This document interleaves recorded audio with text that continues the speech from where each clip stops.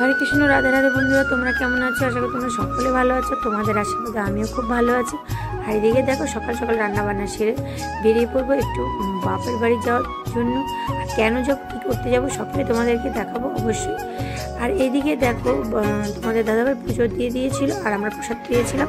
আর একটু খাওয়া দাওয়া সেরে মামাকে রেডি করি আমরা বেরিয়ে পড়ছি মামা আর আমরা যাবো তিনজন। তোমাদের দাদাভাই বাড়িতেই থাকবে, কারণ পরের দিন আমাদের দোকানে হালকা পুজো আছে। তোমার দাদাভাই আর যাচ্ছে না, আমরাই যাচ্ছি। দেখো আমরা রেডি হয়ে চলে যাচ্ছি। আর এইদিকে দেখো স্টেশন ছিল আর মামা দেখো মানে যে জানার সিটে বসেছে দুষ্টুমি করছে, বুঝতেই পারছো বাচ্চা মানুষ। আমি দেখছিলাম একটু আমার এই জিনিসটা কেমন লাগছে করে। এদিকে দেখো তোমাদের দাদাভাই মিষ্টি কিনে দিয়েছে, মোচা কলা মানে কিছু নিয়ে যাচ্ছে, কেন আমাদের ওদিকে তো আর কিছু পাওয়া যায় না, পাওয়া যাবে কিন্তু। আর আমাদের এখানে তো করে বুঝতেই পারছি অর্ডার কোনো সমস্যা নেই, তাই নিয়ে যাচ্ছি।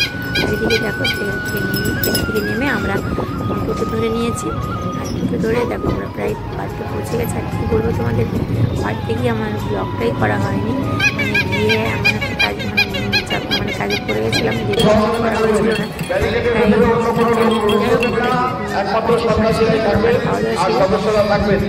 সেরে দেখো চলে গেছিলাম চরকমালা দেখতে। চরকমালা দেখতে আসার উদ্দেশ্যে কিন্তু চরকমালা